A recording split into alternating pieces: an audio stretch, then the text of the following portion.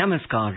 A warm welcome to World News and Indian Perspective on All India Radio. This is Manoj Singh Rana, and with me is Prashant Kumar Sinha, bringing glimpses of major developments of the day from across the globe. Over the next half an hour, we shall bring you the latest from the world of politics, economy, sports, entertainment, and more. As the world fights the COVID-19 pandemic, we begin with a message of caution to stay safe and protected by following these 3 simple steps. Wear a face mask, maintain social distancing, and focus on hand and face hygiene. The headlines. Prime Minister Narendra Modi holds telephonic conversation with Sri Lankan counterpart Gotabaya Rajapaksa, reviews ongoing bilateral cooperation. Quad partners resolve to ensure expanded COVID-19 vaccine manufacturing for global benefit. United States says it is willing to reconsider adverse H-1B decisions taken under Trump administration. WHO allays fears of AstraZeneca's COVID-19 causing blood clots, says countries should not stop using the vaccine. G7 nations call out China to end the oppression of democracy activists in Hong Kong. And in cricket, India to take on England in second T20 international match at Ahmedabad tomorrow.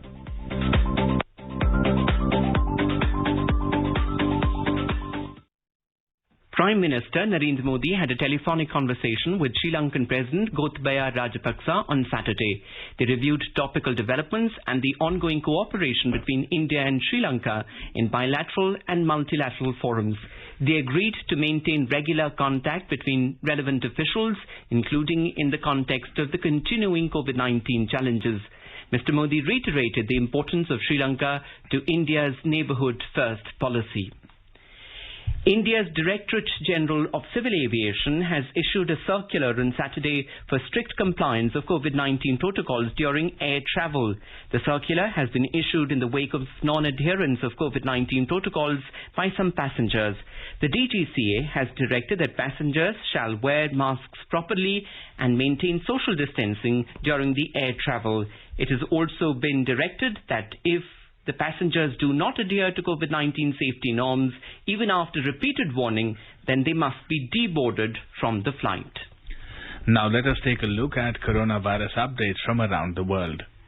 New coronavirus-related restrictions will be implemented in Italy starting next week due to rising cases of COVID-19. While schools, shops and restaurants will shut in more than half of Italy, residents will be required to stay at home except for work, health or other essential reasons. Over the Easter weekend from the 3rd to the 5th of April, the whole country would be turned into the high-risk red zone. Italian Prime Minister Mario Draghi has warned of a new wave of the coronavirus outbreak. The leaders of the US, Australia, India and Japan have agreed to deliver 1 billion doses of coronavirus vaccine to much of Asia by the end of 2022. The joint commitment was made following the first leaders meeting of the Quad countries held yesterday. The vaccines are expected to be the single-dose Johnson & Johnson product, which will be manufactured in India. Shortly after the virtual summit, US National Security Advisor Jake Sullivan said with Indian manufacturing, US technology,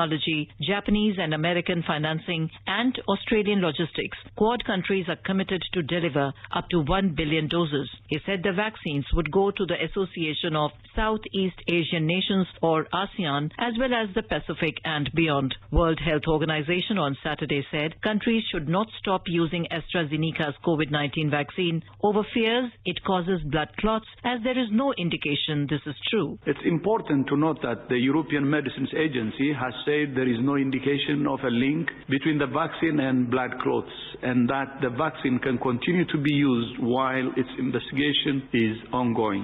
WHO's Global Advisory Committee on Vaccine Safety systematically reviews safety signals and is carefully assessing the current reports on the AstraZeneca vaccine. WHO spokeswoman Dr. Margaret Harris said there was no link between the jab and an increased risk of developing a clot.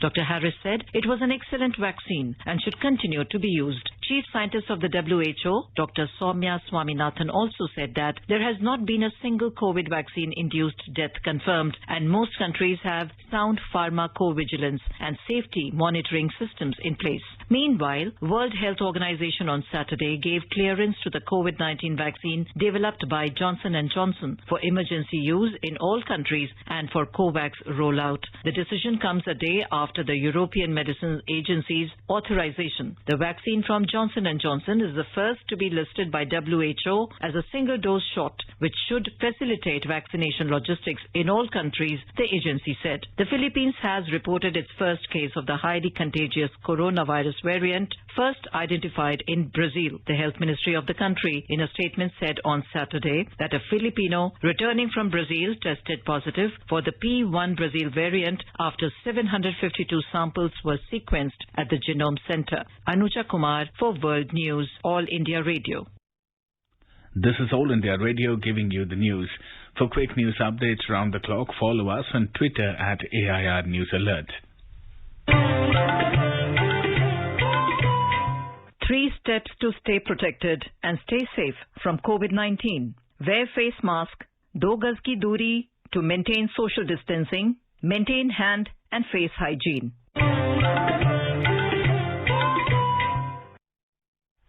The Biden administration has said that it is willing to reconsider the objections or adverse decisions to foreign workers on visas like H-1B due to 3 policy memos issued by the Trump administration. A report.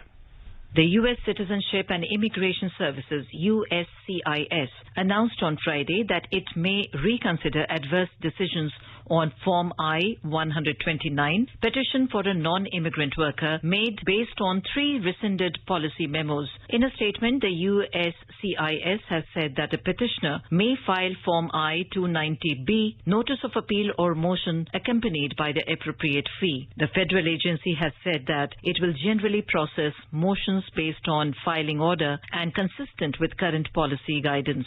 The H-1B is a non-immigrant visa that allows U.S. companies to employ foreign workers in specialty occupations that require theoretical or technical expertise. The H-1B is the most sought-after visa among Indian IT professionals. The move is expected to come to the rescue of a large number of Indian IT professionals who were affected negatively by the Trump administration's various policies and memorandums on non-immigrant work visas, in particular the H-1B. Anuja Kumar, World News, All India Radio. The G7 nations called out China on Friday to end the oppression of democracy activists in Hong Kong. The G7 foreign ministers in a statement expressed grave concerns at the Chinese authorities' decision, which it said fundamentally erodes democratic elements of the electoral system in Hong Kong. The statements come in the wake of China's parliament passing reforms on Thursday to change the electoral system of Hong Kong so that only patriots run the city. Foreign Secretary of the UK in a tweet said that China's latest decision undermines Hong Kong's electoral system and stifles democratic voices. It added that they render it in ongoing non-compliance with the Sino-British Joint Declaration. China on Friday announced that it will facilitate the visa applicants who have been inoculated with COVID-19 vaccines produced in China.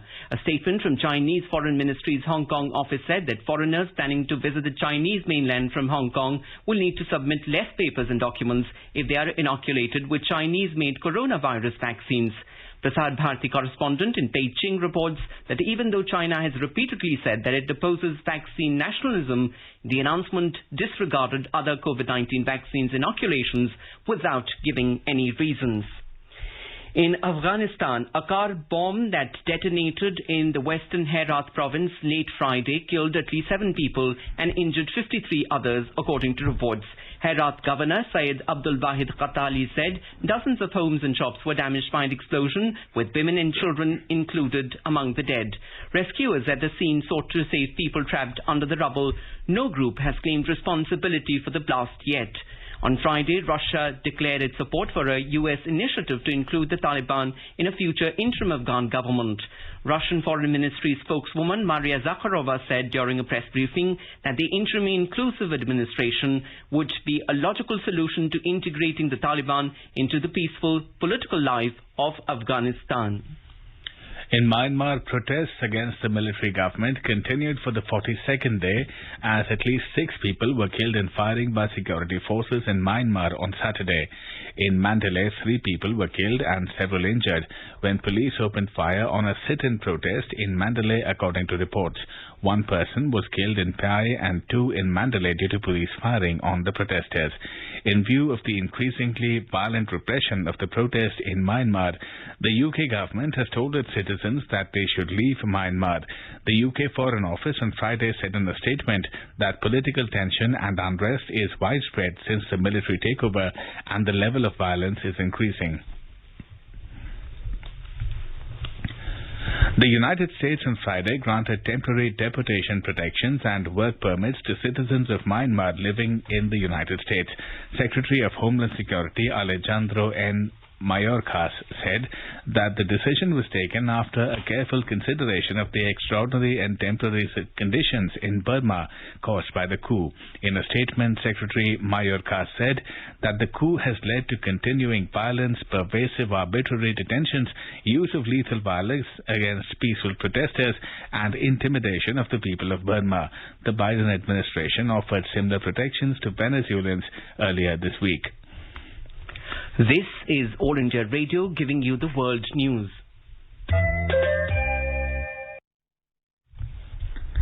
The first Quad Leaders Virtual Summit was concluded on Friday. Speaking at the summit, Prime Minister Narendra Modi said discussions on vaccines, climate change and emerging technologies make the Quad a positive force for global good and for peace, stability and prosperity in the Indo-Pacific. In today's Hotspot section, we take a closer look at this nascent grouping, which is quickly gaining global prominence. In conversation are Ashok Sajjanhar, former diplomat, and Simran Sodhi, journalist.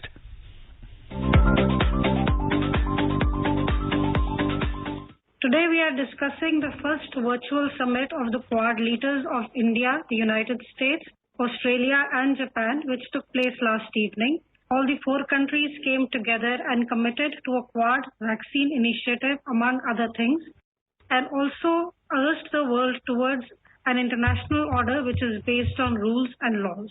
Ambassador Sajjanhar, first, how do you see this Quad meeting? It's a virtual summit, but we had all the 4 leaders getting together discussing climate change, the corona pandemic, the situation in the South China Sea. How do you see this Quad meet initially? Well, you're very right, Simran, when you say that it was a virtual summit. But I don't think that in any way brings down the significance and importance of this meet. I think it's a historic step because the Quad was revived.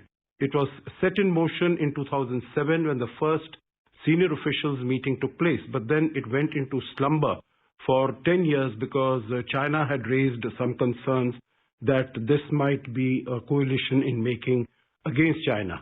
So in 2017, it was revived and 3 ministerial meetings took place. The first one in September 2019 on the sidelines of the UN General Assembly in New York. And after that, 2 more meetings. But it is remarkable that in such a short time, this summit has taken place. It is, of course, a natural progression. But within less than 2 months of Biden coming to power and the summit taking place, I think it is huge. Its symbolic significance, its strategic significance is immense. In addition to that, what I would say also is that in all the earlier meetings, whether at the senior official level or at the level of the ministers, there was no joint statement that was issued because at that time, all the 4 countries came out with their own readouts. Of course, there were many overlaps, many similarities in the readouts, but they could not come out with a joint statement which led people and analysts and commentators to say that maybe there are some unbridgeable differences in perception between these 4 countries. But now the 4 leaders have come out with a joint statement, a very comprehensive, forward-looking, progressive joint statement. So I think that is, again, both in symbolism as well as in substantive and concrete terms, it is extremely significant. The third is that the leaders said that they will be having an in-person meeting in the rest of the year. Either it will be organized in the United States or any of the other 3 countries, or these four leaders will meet on the sidelines of a global summit that might be taking place. So the first such opportunity that I can see could be on the sidelines of the G7 meeting that takes place in Cornwall in United Kingdom in June 2021. So I think for all these reasons, it is extremely significant in substantive and concrete terms also. This summit, the deliberations and the decisions are very far-reaching. Just to mention one particular aspect, all the countries in the opening statements, all the leaders spoke about a free and open Indo-Pacific. What this really implies is that China, which has been flexing its muscles for the last several years in the South China Sea, in East China Sea, the manner in which it has been threatening the littoral states and not allowing these countries to use their privileges that accrue to them under the exclusive economic zone, Vietnam, Philippines, Malaysia, Brunei, and also threatening Japanese vessels in the East China Sea. So I think all of this has been sought to be captured in the statement that these countries want a free and open Indo-Pacific, a rule-based order, an inclusive Indo-Pacific which is secure and prosperous. So I think for a variety of reasons, this summit has the potential of changing the geopolitical and geostrategic architecture in this region and having an impact on the world. Master Sassanar, we also see that this is the first meeting between Prime Minister Narendra Modi and US President Joe Biden after Biden took over as President of the US. We saw a warm exchange between the two of them, and the PM pointed out that it is the democratic values which is binding the members of the Quad together. As you mentioned about China and China's aggressive behavior and how the world is concerned about it, and we've also seen that in the Chinese state media, the reactions to the Quad meet as expected have been quite negative. Do you feel that China realizes there is genuine concern among other world leaders and nations about its behavior? And do you feel that then the Quad has a role to play in maybe making China realize that its aggressive behavior will not go unchecked, and there are nation states that will get together which will step up and try to push China back to a position which respects international law? It is the first time that President Joe Biden and Prime Minister Modi had an sort of face-to-face, although virtual exchange with each other. Of course, both the leaders have spoken twice in recent months, immediately when the results came out of the US presidential election. And then President Biden, at that time President-elect Joe Biden, had spoken to Prime Minister Modi on the 17th of November. And then subsequently, after the inauguration of President Joe Biden on 20th January, the two leaders again spoke on 8th February. But you're right, this is the first time that both the leaders are interacting. But of course, their association and their relationship goes back a long way. You would recall that when Prime Minister Modi had visited the United States in September 2014, his first visit, and at that time on the 29th of September, if my memory serves me correctly, a lunch was hosted by, at that time, Vice President Joe Biden and Senator John Kerry at the State Department, in which there was a drop-in by the then President Barack Obama. Also, in his capacity as chairman of the Senate, Vice President Joe Biden had chaired the meeting of the joint session of the Congress in Washington, D.C. that Prime Minister Modi had addressed in June 2016, which was his last farewell call during the term of President Barack Obama. And you would recall that at that time he had mentioned, speaking about the relations between India and the United States, he had spoken that, he had said that India has overcome the hesitations of history as far as its relations with the United States are concerned. Now, coming to the second part that you have mentioned about the aggressive behavior of China as far as the Indo-Pacific is concerned, as far as the Western Pacific region is concerned, and of course, even against India in the eastern part of Ladakh. I'm sure the message has gone very clearly, very strongly, You would recall that when the first aspect, the initiative of Indo-Pacific was revived, and also of the Quad revived in Manila in November 2017, then Wang Yi, the foreign minister of China, had said that Quad is like sea foam. It's like bubbles on the surface of the sea which will dissipate because of the internal contradictions between these countries. But now I think it has come to realize that these countries are serious. These countries mean business. And I think what is particularly noteworthy here is that what China might have thought that after Mr. Trump goes, that Mr. Biden will be a little softer, a little more manageable. But unfortunately, that has not happened. And also that Biden has determined that he will travel along with the allies, travel along with partners to push back against China. And that is going to be a much bigger force, a much greater force than if either America or any other country individually would have pushed back against China. Master Sajanhar, another important thing that has emerged out of the Quad meeting, and Prime Minister Narendra Modi has tweeted about it. He has tweeted that united in our fight against COVID-19, we launched a landmark Quad partnership to ensure accessibility of safe COVID-19 vaccines. India's formidable vaccine production capacity will be expanded with support from Japan, US and Australia to assist countries in the Indo-Pacific region. How do you see this tying up with the overall initiatives that India has taken and what is being referred to as the vaccine Maitri, and India's production capacity of the vaccine which India is providing to nations as far as Brazil? And we also see that this has emerged as one of the landmark outcomes of the Quad. How does it strengthen Quad and how does it strengthen India's position in the Quad and in the world?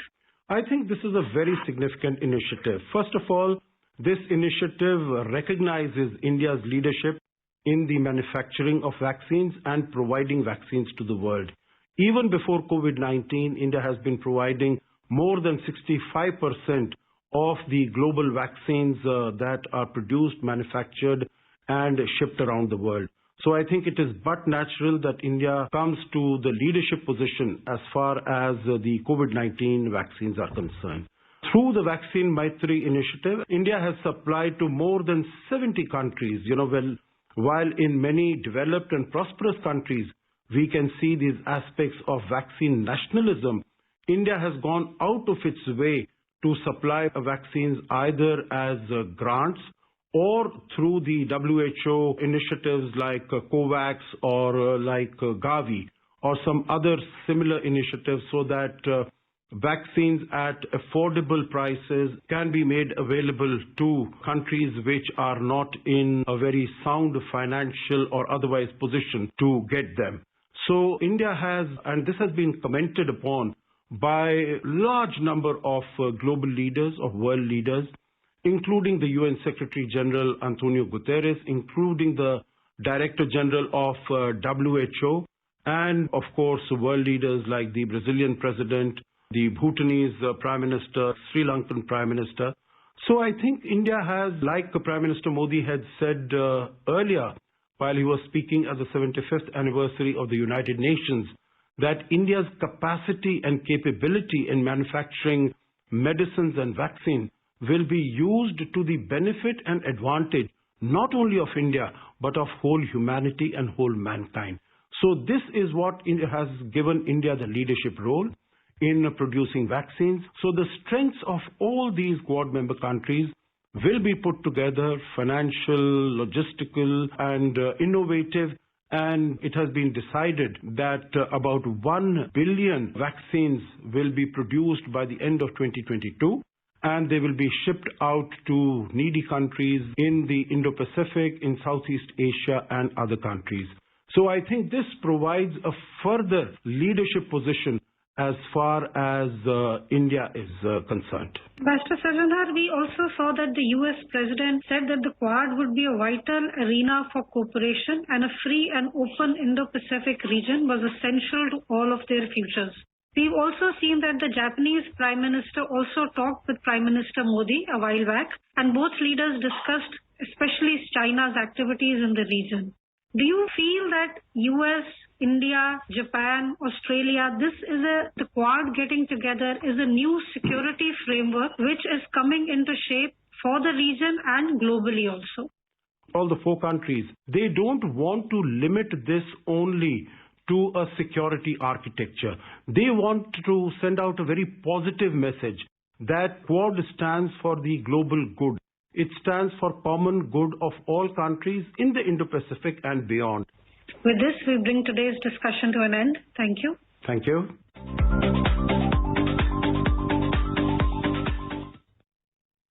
Prime Minister Narendra Modi has said the demand for Ayurvedic products is steadily rising. He said the current situation presents a right time for Ayurveda and traditional medicine to become even more popular globally. Addressing the 4th Global Ayurveda Festival through virtual mode on Friday, Mr. Modi said people are realizing the benefits of Ayurveda and its role in boosting immunity. The 13th of March is observed as the death anniversary of Ustad Vilayat Khan. He was an Indian classical sitar player. Along with Imdad Khan, Inayat Khan and Imrad Khan, he is credited with the creation and development of Gaiki Ang, which is an attempt to mimic the sound of the human voice on the sitar. Let us listen to a vignette of the legendary musician.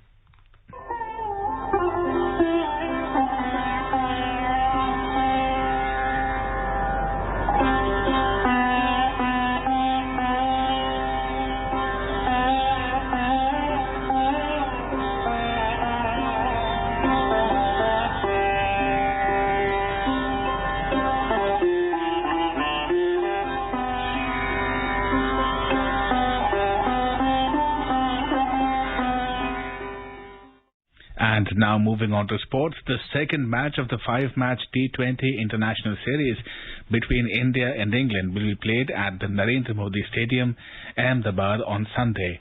England currently lead the 5-match series 1-0. Now let us take a look at major developments around the world as reported in the foreign press. The Washington Post says that as NATO exit deadline nears, the US appears poised to postpone troop withdrawal from Afghanistan.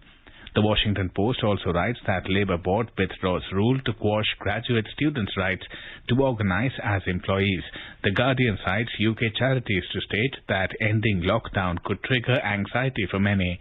The Wall Street Journal reports that a new generation takes the lead in Myanmar protests. The Himalayan Times reports that a Kazakh military plane crashes in Almaty, killing 4 people. Gulf Times reports that US, India, Japan and Australia counter China with billion-dose vaccine pact. And Globe and the Mail writes that Limi Lapcha could be an alternative route to Kailash Mansarovar. A quick look at the headlines once again. Prime Minister Narendra Modi holds telephonic conversation with Sri Lankan counterpart Gotabaya Rajapaksa, reviews ongoing bilateral cooperation. Quad partners resolve to ensure expanded COVID-19 vaccine manufacturing for global benefit. United States says it is willing to reconsider adverse H-1B decisions taken under Trump administration. WHO allays fears of AstraZeneca's COVID-19 causing blood clots, says countries should not stop using the vaccine. G7 nations call on China to end the oppression of democracy activists in Hong Kong. And in cricket, India to take on England in second 2020 international match at Ahmedabad tomorrow. India is celebrating the 151st birth anniversary of Mahatma Gandhi. Before we end, let us listen to his favorite bhajan, Vaishnav Jan, by artists from Mauritius.